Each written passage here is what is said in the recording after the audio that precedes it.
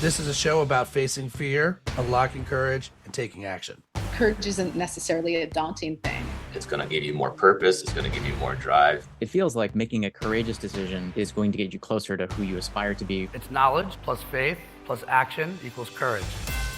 And so it behooves an entrepreneur to get to know the investor to say, beyond the check, how are you going to work for me when I'm sleeping? How much are you going to go to bat for me? Can you open doors? Or can you give me cheat codes on things?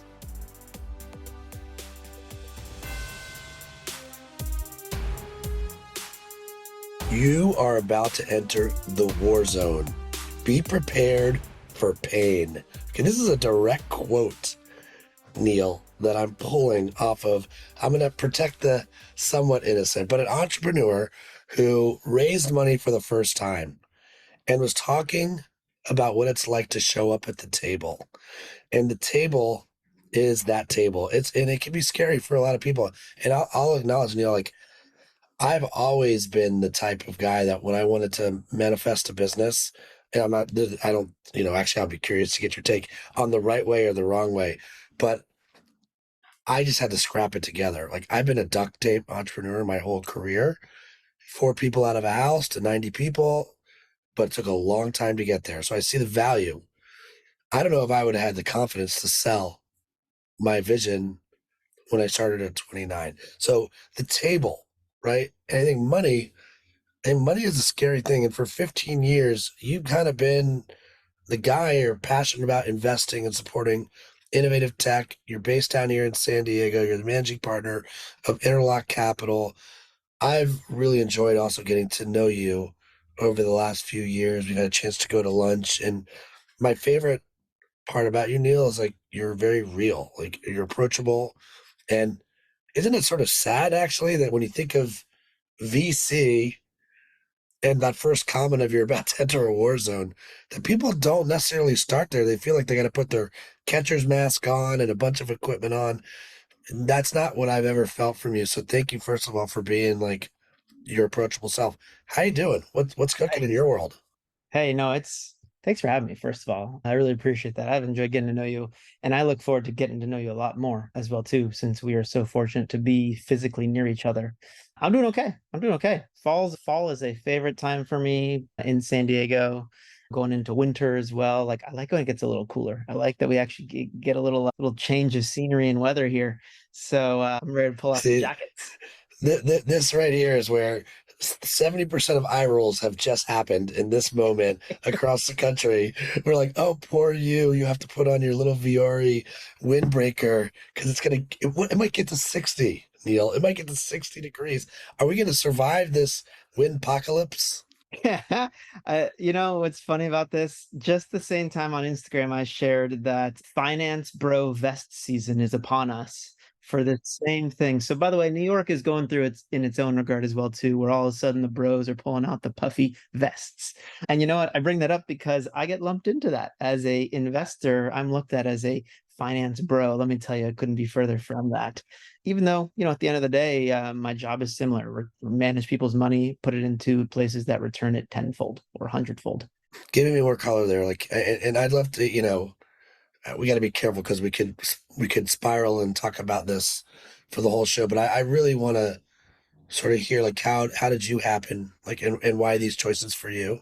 But then I do want to help entrepreneurs, and we always talk about where there's fear, there's an opportunity for courage. And I do think that money is scary and raising money is scary. So I want to get to that as well. But let's start on you. How did you get into this world? And did you know at a young age, did you come from entrepreneurs? What's the backstory? Such a different backstory than what I would have planned. Grew up in an entrepreneurial family in Los Angeles to a father and grandfather who were in the restaurant and real estate space. In fact, the whole family was. In fact, my grandma and mom were also realtors as well. So real estate was in the family blood, from developing it, building shopping centers, building retail stores, and then running those retail stores. That's pretty much what I grew up expecting. I would go into that business as well, and applied to college as a business major and was the first person in my family to complete college. because everyone just felt compelled. A lot of people started it and everyone said, this is getting in the way of business, and quit it and went into business. That's definitely a quote from both my parents, where I, weeks before high school graduation, got pulled in a completely different direction. My physics teacher at the time said, I know you're graduating soon. You've already got into college. We'd really love your help after school on this robotics team. We think you'd be good at it. I'm like, okay, sure, let's do it. And show up, they hand me pretty much like 2 pieces of metal. Like, can you go figure out how to weld these? I'm like, all right, okay, figured it out. Instantly, the bug of creating something with your hands was upon me. Like, I was like, whoa, I can do this. And started looking into engineering and completely changed my career trajectory, changed my major, changed my schooling, everything, and became a mechanical engineer by undergrad and an aerospace engineer by profession. So that's actually where I started my career, was in aerospace engineering. Now, odd jobs from high school all the way through college, always super entrepreneurial. I built a power washing business for my dad and his friends' real estate companies. I built a little pool cleaning business during college. So, I always had that bug, but I also had this bug that was like, go try to create some insanely huge, big machines. So I worked on the Bradley fighting vehicle, which is crazy to see it now in Ukraine. I worked on the air conditioning unit there, created the air conditioning unit for the first Bradley, and then worked on the space shuttle program, which, probably might be the most complex machine ever created so far to date. So got my hands dirty on that and loved it. But once I was thrust into an environment of thousands of engineers, I realized, it was a little too much of the same thing. Love the people. They're the smartest people I could have ever surrounded myself with, which was a big lesson to not just smart people, but passionate people that all had this core mission that they wanted to put people in space. Like, that was their entire North Star. Most of their life, that's all they ever wanted to do, and fulfilled it and did it. And so I don't think I realized what it was like to be passionate about a profession until I worked on the space shuttle program. And therefore, when they retired the program and started letting go tens of thousands of engineers en masse, my heart was broken. I was not let go, but everyone else I knew was. And I had this survivor's guilt. Like, I had this, like, why was a 50-year-old engineer who's literally the smartest person on turbo pumps out on the street, has only ever worked on space, doesn't necessarily know what to do next. And here's 25-year-old Neal being like, I'll just guess I'll just keep working. That didn't sit well with me. And the entrepreneurship bug hit again, where I decided, what if I built something to help engineers get their next job? And so that was a big pivot for me, with a good friend who became my co-founder, who got let go. We built a prototype for what we thought was LinkedIn for engineers. So that was my first startup almost 12, 13 years ago. Eventually it was called Portfolium. It had some major pivots, as entrepreneurs know that you have to go through, and it became LinkedIn for students. So we actually built kind of an ed tech, higher ed platform to help students track their learnings towards employability. So it wasn't necessarily like a jobs platform. It was a visual resume that added a marketplace element where colleges could understand what students were actually enjoying, what they're good at, and what they're employable at. And then companies to tap into that and start recruiting from the platform by connecting with students early in their college career, if you will. Neal, that first business, like the LinkedIn for students, did you start that with someone you went to college with? We didn't go to college together. Well, we actually did go to college. Adam Markowitz and I went to university, but never met at UCSD. We met the first day of our aerospace job together. So yes, became best friends, or good friends, co-founders, and even eventually roommates, all working on this business. So it was like 24/7. As someone that obviously is looking at the future, right? And like, I think there's a lot of conversations right now about the benefits or lack of benefits of college, and like to hear your parents say, we're just going to start working, right? This is not a new concept, but I've always felt like college is the best place to experiment. And I'm not talking about between the hours of 12 and 3 a.m. Not that that's not, All the things, whatever you need to do. experimentation, right? But To me, it's the network, it's the relationships, it's the finding commonalities with other people that went there. And so, even though it sounds like, I mean, again, without who knows if you would have started this first business together or not, but I'm sure it instantly was like, oh, it's almost like a shared value, like it's a shared at least a denomination to that you both went there at that particular moment. So, I my kids are far away from college still, but I am of the proponent. I've had this conversation with a lot of people. Like, no, like college absolutely has a place to like experiment, grow your chops, grow your skills, grow your network, build some real relationships, learn something new, right? So there's my box check for college. I I I, also have to I would say, love yeah. to have, we could go deep debate because I am in a state where I am grappling with the value of it these days because I spent 7 years selling into universities to understand who really has the right carrot dangling in front of them at a university to help students for the rest of their life. I am unsure of I'm like morally torn right now of its value, economic value per se. So that's a whole nother episode we can do together. It totally is, and I'm also will be the first to tell you that I don't. This isn't that every college gets a trophy, which is what's happening, or that every college should charge what they're charging, which is happening. So it's definitely ripe for disruption. And you're right. The rabbit hole has begun. We'll park it. I think it's cool to hear your multiplier. Like you've seen real estate up front, you've seen the restaurant business up front. You were an engineer, you're an entrepreneur. Like I do think this is a 1 + 1 = 3 thing. And it's what happens with a lot of people, it feels like as they go into a vertical and then they get deep and they think that's what they're supposed to do. And 25 years later, that's what they did. And for some people that's okay.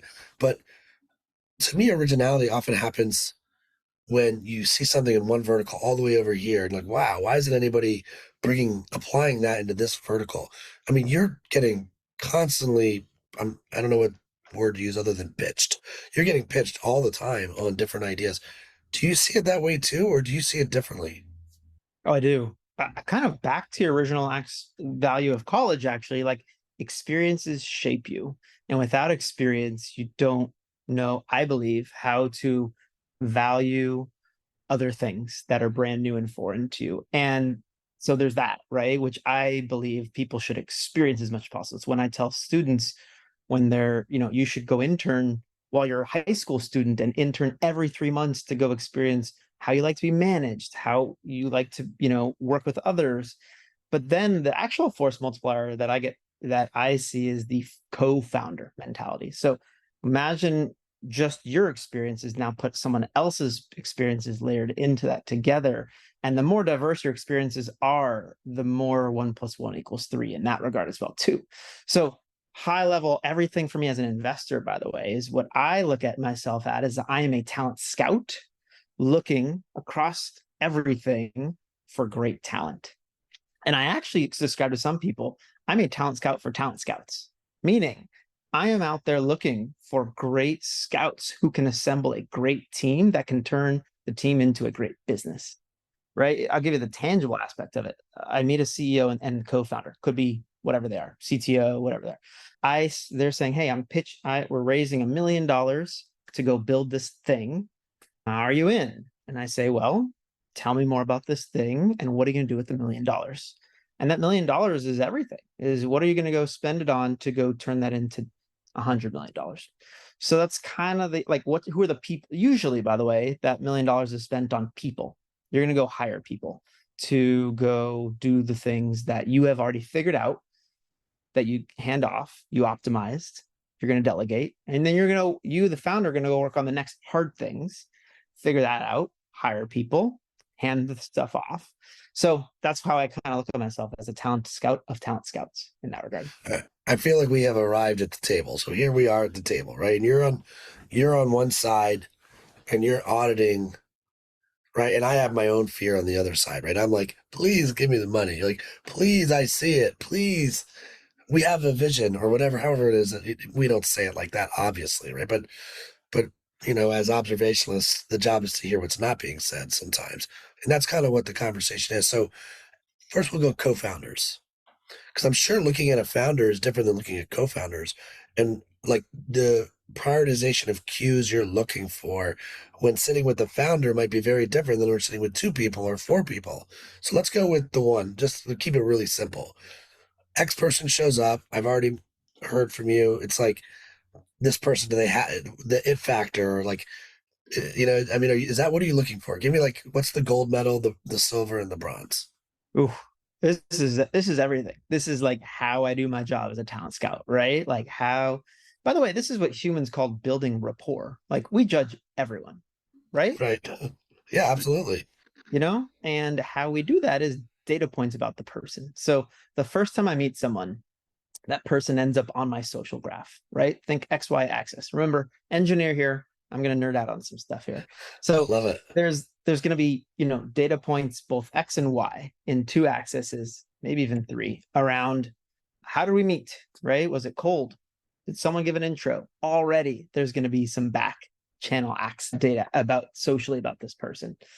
Now, if I am forced to make a decision right then and there off of one data point, can imagine I'm only going to do what is right in front of me, right? We've got 10, 20, 30 minutes together, maybe just in a Zoom, where half of it was me introducing myself to you. You're not giving me a lot to work with. So it actually behooves me to get as many data points about someone as possible. And vice versa, by the way. They should be getting to know me as much too, to say, are we a good fit to spend the next 10 years of our life together? Because that's what we're signing ourselves up for, of where I'm investing at the earliest stages with someone, maybe even pre-revenue, all the way through exit. So the more data points, the better, meaning better to not make the big ask in that first meeting where we've got 15 minutes about each other, or I'm going to drag my feet and, well, 2 things. I'm either going to say no right away because I don't have enough data and it may not be worth my time to spend more time because your time is constrained, or I'm going to drag my feet to get as many data points as possible. That could mean like hours together, could be days, weeks, months, years. And in fact, sometimes we've found within Interlock, our average time that we have known a founder before investing is nearly 2 years. So behooves everyone to get to know everyone sooner than later, because what we're doing is de-risking our investment. And the way that we do that is we try to understand your decision-making process. If we know that you are going to make smart decisions, well, then if you've made smart decisions before, good chance you'll make smart decisions going forward. Therefore, a little bit less risk than not knowing any of that background. So it's a little tough to say, right then and there. Now, let me tell you what's going through my head a little bit in the moments that we are meeting. I am comparing you to a cohort. I'm comparing you to other business owners. Have you run a business before? No? Yes. There's already a stack ranking. Have you sold a business before? Have you hired people for a business before? Have you fired people? Have you managed a team? Have you managed managers managing a team? Like all of this are simple in a sense on paper, but that all goes into it. Meaning, first time entrepreneurs, never started a company, never raised capital before, already a bigger hill than someone who's been there, done that before 6, 7, 8 times. Then I start looking at the industries you've been in. Do you have any real world experience? Do you know the customer already? Maybe the customer was you and you've built this and you intimately know, the CPA accountant world because you were one. And then now you're creating software for one. Or is this something you're just getting to know and you're learning right alongside? Meaning, are you learning on my dime, right? So There's a lot that goes into all of this. And that's why it's talent scouting, because I am, constantly looking at a cohort in front of me and saying, who is the best person to deploy this money into? Well, I love the XY axis. I can totally see it's like the scene in Beautiful Mind with the string. The yarn is going everywhere. I'm not sure what color the yarn is, when it's green, if it's red, if it's yellow, but it's really cool to get your perspective and making the most of a 15-minute to an hour-long meeting, trying to extract out what you need to, and being super intentional, very engineer-like of you to articulate that. Let's flip it, and you had touched on it a little bit, right? From the entrepreneur standpoint, who's never raised money and is terrified, right? Believes in what they're doing, know they need to show up, know they need to show good, but like there's a lot of stuff out there about VCs, and it makes the process scary, right? Give us now the same thing. What's the gold medal? the silver, if the roles were reversed, you already touched on it a little bit, like maybe don't go for the ask, but get to know somebody out of the gate. But like, what are your gold, silver, and bronze for that newbie first timer that's just trying to figure out this process? It's a great question, and it's not inherent. I'll give you the catchphrase first. Not all money is created equally. So a lot of first time founders think I just got to get cash in the bank. I don't care from who, and get back to work deploying it. And it's yes, theoretically you could go raise, $1 from a million people and never talk to them again and go do your thing. Or you could spend your time building the best list as a CRM to get the best investor possible. We call it smart money or strategic, if you will. And so it behooves an entrepreneur to get to know the investor, to say, beyond the check, how are you going to work for me when I'm sleeping? How much are you going to go to bat for me? What can you open doors, or can you give me cheat codes on things? So imagine I am building the new residential real estate, map startup.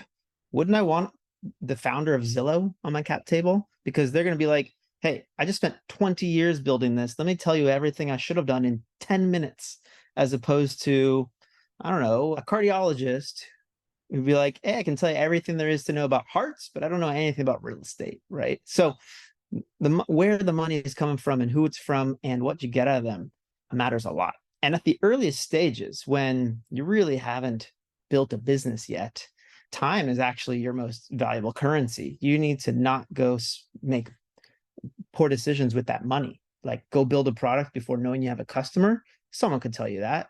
Go get an introduction from your investor to your dream hire, other investors that have relevant expertise, maybe even your top 3 perfect customers. Your investor might know that and might be able to literally do that in 5 minutes, make introductions and say, hey, let me just walk you right into the door and save you 18 months on everything you're about to go do. So that's the biggest thing I would hope that entrepreneurs do, is spend the time getting the dream investor that does more than just write a check and disappears.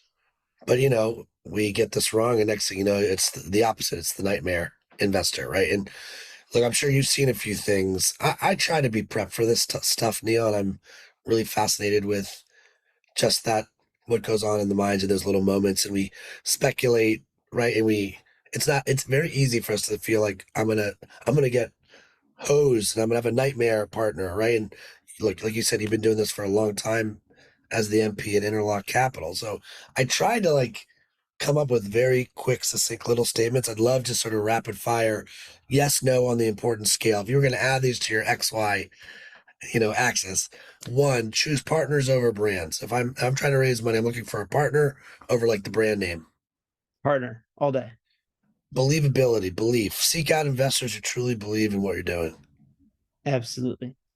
Believing in people. I'm investing in people, not the idea.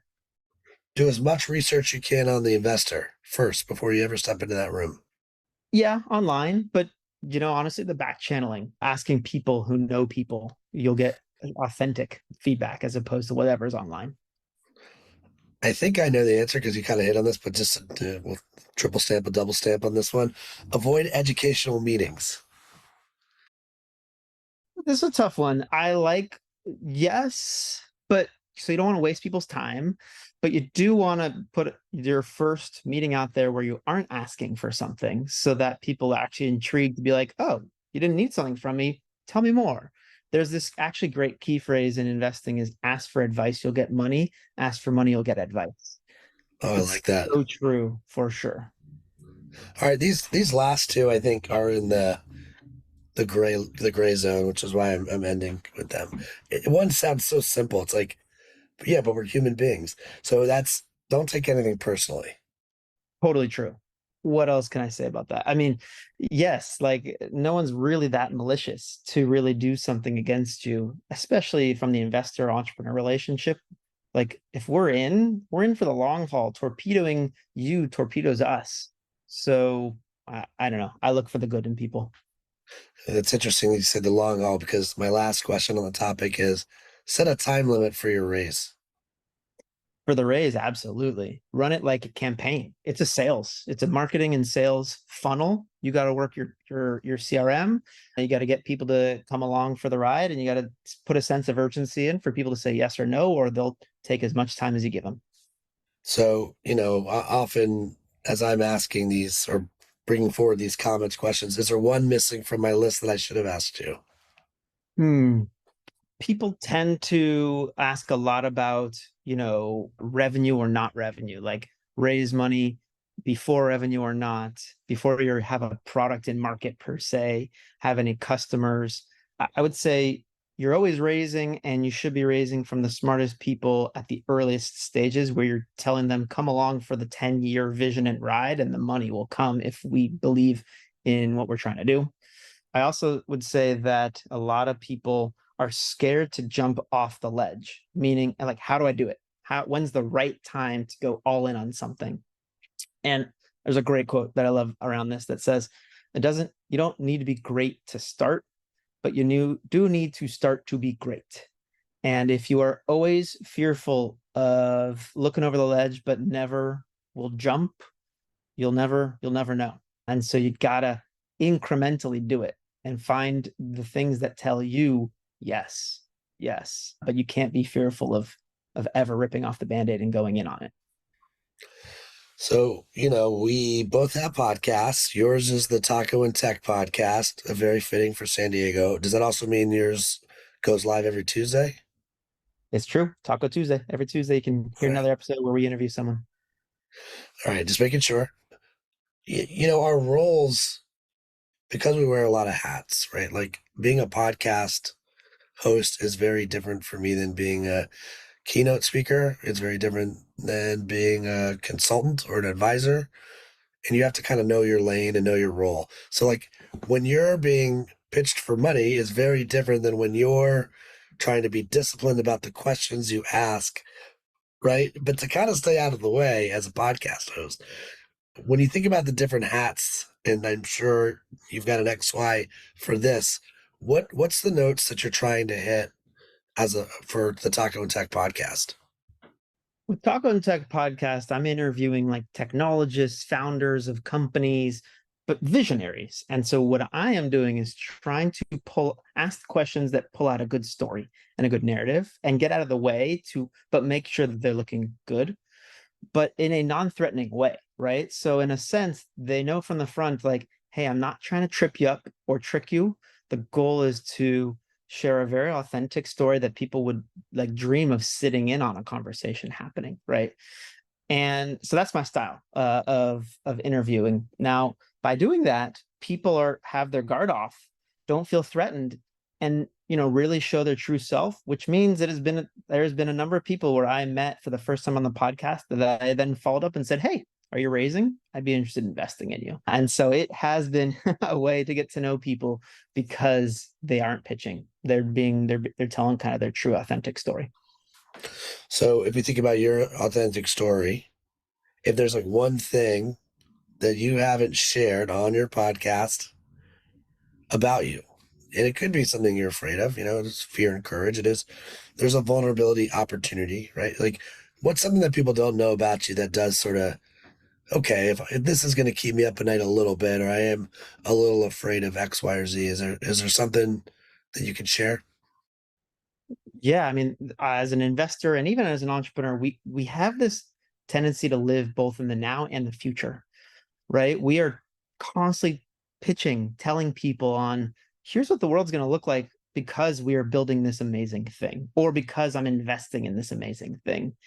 It's in the future. It doesn't even exist yet. And the people that you start to be around start to be like that as well. There's a little bit of an echo chamber of like, but look at this amazing things that are happening.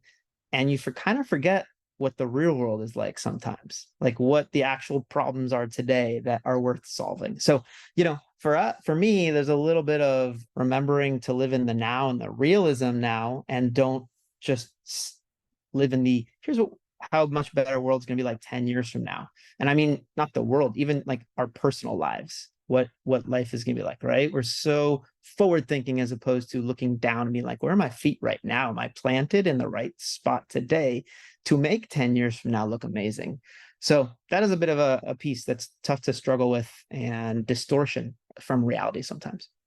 I really appreciate that, because hearing that, I have a 10-year-old and 8-year-old, and I love what I do. Like, it's wide enough where sometimes there's like a courageous conversation that has to happen from the stage, or we get to roll up our sleeves and help a company figure out their tomorrow. Or I've even described us as like, we're business mechanics. We're looking under the hood of a company and like, oh, here's the problem. You actually don't have values that are meaningful to the organization. So, and because I get so energized and excited about it, or I'm on the road, I forget like there's little people here that need me as a dad, and or even a wife, that's like, hey, I'm not just mom, I want to be wife too, right? Those are different labels. Yeah, do you feel like, is that where you're going with some of this as well? I mean, you're new, one child. Yep. I got a 2-year-old girl. So new dad that, this is it, right? It's like, how do you show up and be the now for the hard stuff, which is who's changing the diaper right now at 3 a.m. when you're like, but I'm busy creating and solving $10 billion ideas that is going to change the planet. Don't you know? Right. So like yes, absolutely, like living between that and I'm just Neal. That part as well too. Just Neil is a good name of I'm Just Neil is a good t-shirt or a good blog post, or something there.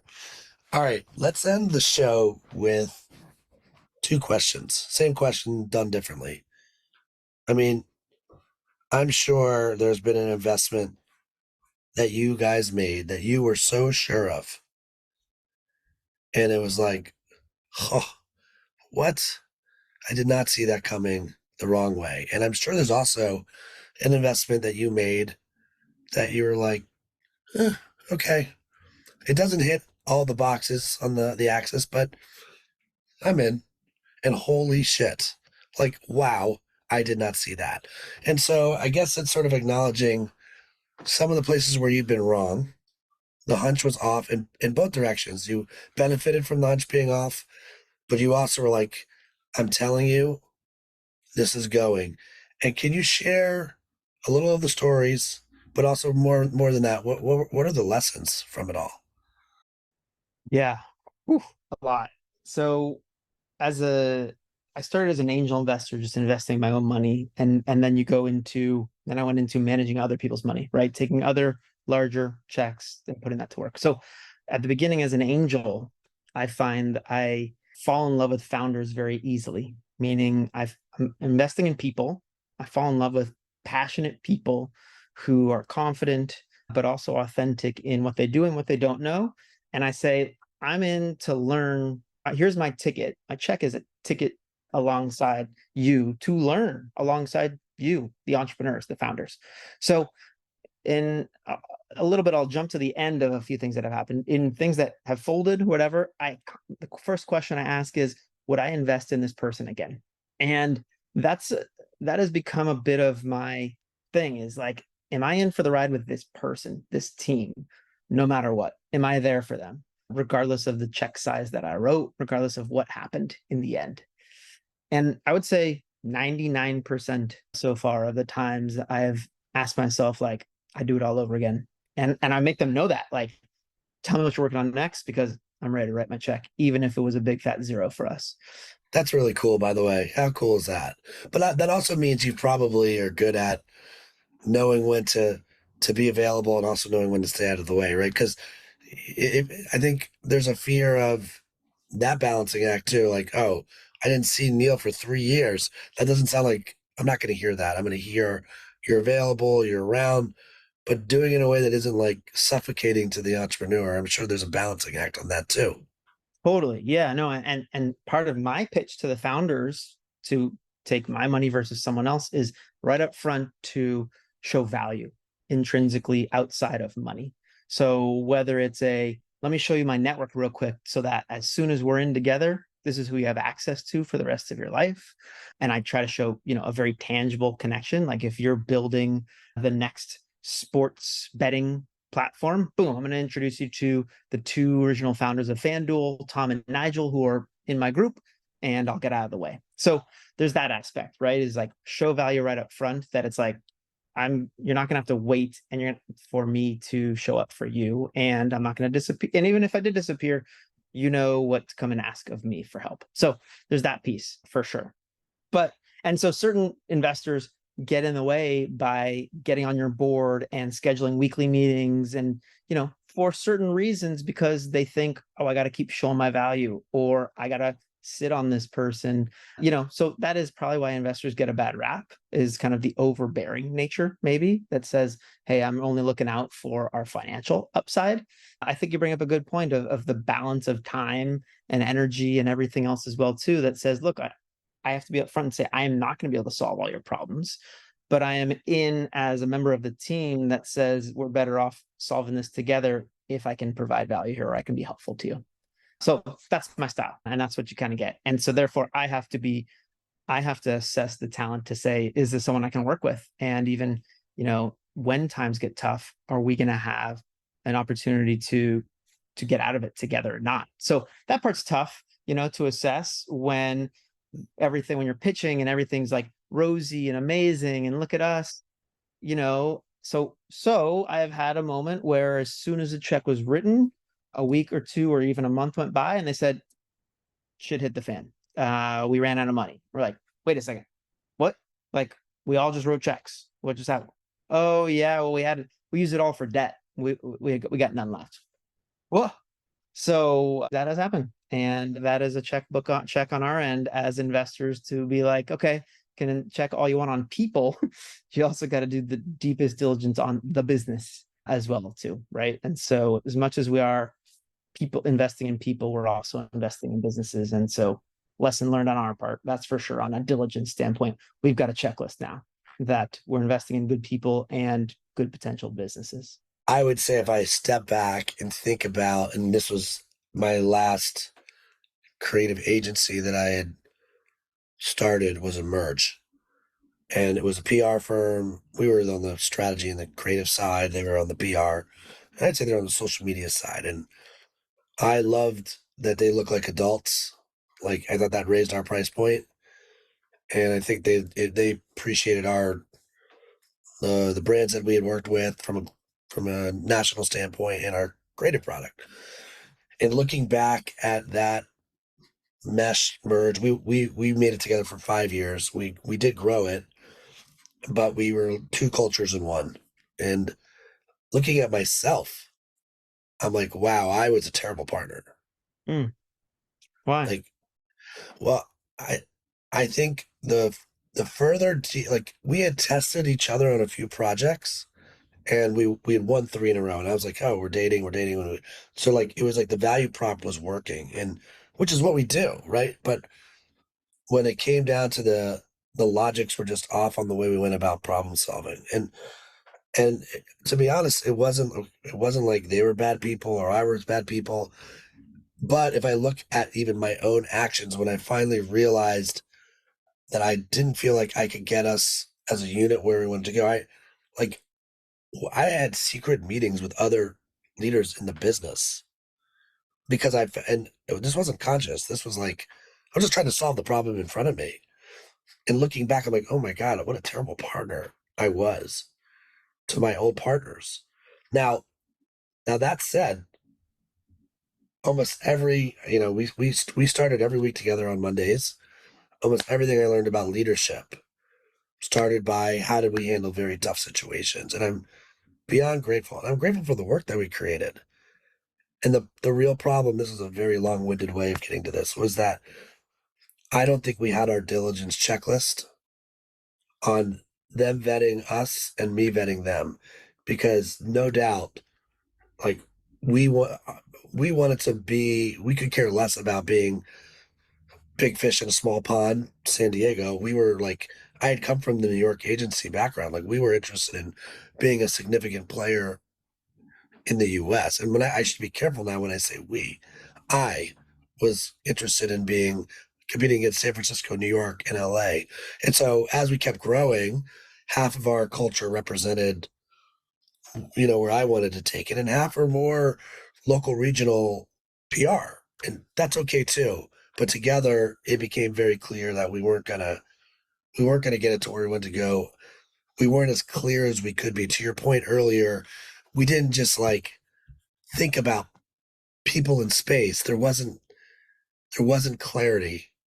One of my friends says clarity is a rarity. That is really the business that I now find myself in. And so you have to own the punches to the chin. And from an alignment standpoint, I'm like, wow, it's amazing what we were able to still build together. And when I finally said it's time for me to go and I need to fire myself, which is a whole nother story over another podcast, it was because I knew in my heart that everything I had learned writing my book, Return on Courage, we weren't aligned on. It was like a new business tool for them versus a way to help companies be more courageous. So when you say you're a talent scout and it's all about the people, man, head nods. And how cool is it that you have the ability, like you're like, I have money, I have access to money. Now it's about finding the right people that want to build rocket ships, sometimes literal rocket ships that make us all better. In the next 3 years, I'm curious if there's like one thing that you're super excited about from all these interviews and everything you read, and one thing that's like, oh shit. I'd love those two answers. I almost feel like I'm doing the audience a disservice though. So hold on. Give me the name of the business. You can give me one or the other. Even one that was like, I never thought it would get that big or would go, and they proved me wrong. Give me one from the fund if you can. You want me to name my book? You want me to call out one that's not doing well? You can go either way. Yeah. Either way. I mean, hold on, there's so much to like reflect on there with you. Even one, let me just look back at what you just said around the secret meetings around the business. Like, it was coming from a place of good, of wanting to bring the business forward. So there's nothing malicious there. I can't fault you from a partnership perspective. What I see bad partnerships sometimes falter is two areas. One, like, you don't address head on the passive aggressiveness aspects, the things that should be said that aren't being said, addressing it, and timelines. I think when it comes to money, something I've learned from managing other people's expectation on investment is that everyone's got such a different mentality on return on investment timeline. Like, if I'm putting in $1 today, am I getting back tomorrow, 10 years, 20 years, or never? All of that matters. And that is true for entrepreneurs to manage timelines of the investors that they take in that regard. I would even say on this that we were in very different life stages too. They were older, probably a little bit more. Hey, let's get to the return. And there was the amount of, we weren't afraid to have hard conversations. And I don't even know if it was, well, they're probably like, you were passive aggressive. But for me, I'm like, we're not done investing. We're not done investing. I remember constantly saying we're not done investing. And I'm sure from them, they were frustrated on, well, we're in our 50s here. Let's go already. So anyway. Yeah. Okay. Got it. Yeah. No, and those are things that I see breaks apart founders in that regard from not having those conversations timeline wise. Okay. So we've got a business called Verity Case that is a solo founder, Carrie Leslie, North County, San Diego, who came from the biotech world and saw like metals in the biotech space, say like surgery and how it's recycled and reused for back surgery and knee surgery. What if we did that in other aspects of our life and tried to remove the plastics and the consumables and built a business in the beauty space that brings metals as your casings or hardwares for that. So think of like your razor blade model, right? You buy your handle and you keep getting replacement razors. The thinking is the same for makeup. You've got your metal case or your deodorant metal case, you get refillable scented. And, when we met her, she was run through walls, doing amazing things as a solo founder of bringing clean beauty to the masses. And COVID really affected supply chains and therefore really disturbed people's mentality to shake up, their practices, which is casings and the hardware. Beauty brands are not necessarily focused on the plastic. They're focused on what's inside it. So that one, Still amazing founder, just hitting a tough time right now just from the state of the industry. But man, she's like always running through walls in that regard. So we're excited. I think because I'm not officially saying this, but she's not officially talk about Harry Styles' lip balm line, using their packaging for the lip balm, but Big Lip, the lip balm, is using metal packaging from Verity. So that one to be determined if people will make the switch to metals instead of plastics in the bathroom. Let's talk about, this is going to be another hardware one, but that's okay. No, I've got one. My very first investment, a company called Trust and Will. By all sense of nature, people right now, everyone looks like, oh my God, amazing. Well, when I met Cody Barbo, CEO. And Cody's been on the pod. He's been on the podcast before. Amazing. Awesome. Great. Shout out to Cody Barbo, CB. And so Cody and I had, our previous businesses were complementary. He had LinkedIn for the restaurant industry called Industry. And I had founded my company, LinkedIn for Students, a year or two ahead of him. And we kept were orbiting each other through the startup world. And he was always kind of a year behind me on the startup pitch competitions. And he had a falling out with his co-founders, which happened to me in a prior business. And he came to me and said, what do I do?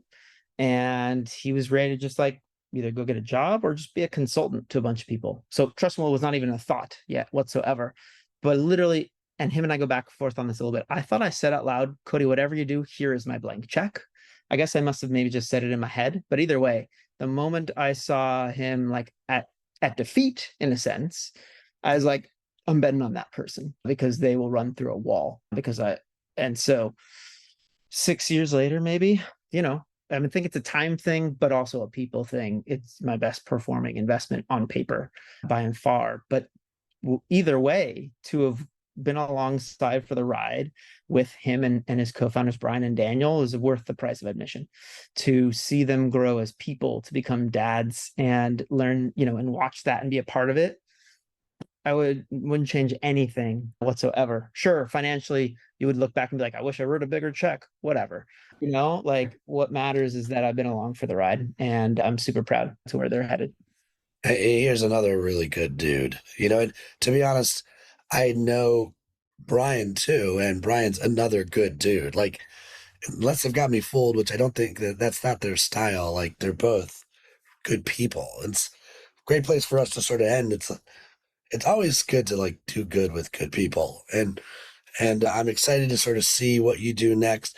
If the roles were reversed and I came on your podcast, last question, I'm giving it to you, by the way, what would be the question you would ask me? Well, Ryan, if you were on the Tacos and Tech podcast, I'd be asking you, what is your favorite taco spot? Oh, well, I mean, look, obviously it depends what time it is, because my answer really does depend if it's 11 p.m. versus 11 a.m., right? If it's 11 p.m., it's Cotillon on the way home, because that's the only place that's open, but it's also really awesome. If it's 11 a.m., as far as I'm concerned, and you can call me off on this, there's only one place I know in San Diego that people will stand outside in a line the one day a year it rains.